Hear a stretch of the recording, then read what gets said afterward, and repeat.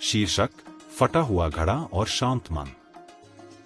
एक बार भगवान बुद्ध अपने शिष्यों के साथ एक गांव से गुजर रहे थे। गांव के बाहर एक कुएं के पास एक युवक पानी भर रहा था। वह बहुत जल्दबाजी में था। घड़ा भरते समय उसका हाथ थरथरा गया और घड़ा फर्श पर गिर पड़ा, टुकड़े टुकड़े हो गया। युवक निराश होकर जोर जोर से चिल्लाने लगा। उसकी चीख सुनकर भगवान बुद्ध और उनके शिष्य वहां रुक गए। युवक को देखकर बुद्ध को उस पर दया आई। उन्होंने उससे पूछा, बेटा, तुम इतना परेशान क्यों हो? युवक ने गुस्से से कहा, यह मूर्खतापूर्ण है।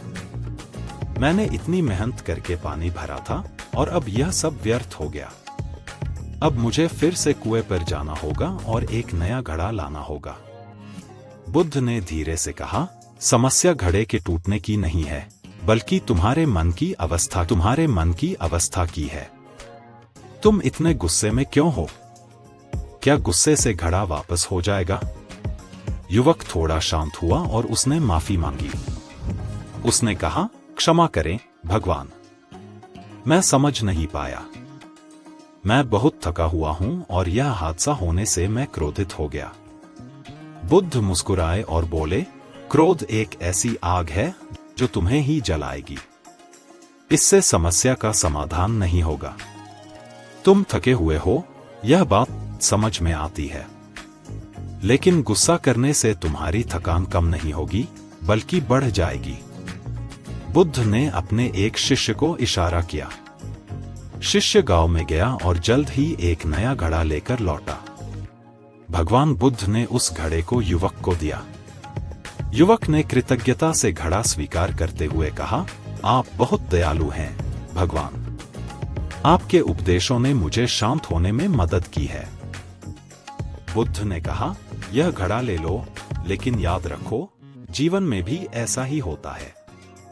चीजें टूटती हैं, योजनाएं बदल जाती हैं। गुस्से या निराशा से कुछ हासिल नहीं होगा। तुम्हें उन परिस्थितियों को स्वीकार करना सीखना होगा जो तुम्हारे नियंत्रण में नहीं है। और सबसे महत्वपूर्ण बात यह है कि अपने मन को शांत रखना सीखो। युवक ने सिर झुकाया और कहा, मैं आपकी बातों को समझ गया हूं भगवान। मैं अब से अपने गुस्से को नियंत्रित करने की कोशिश करूंगा।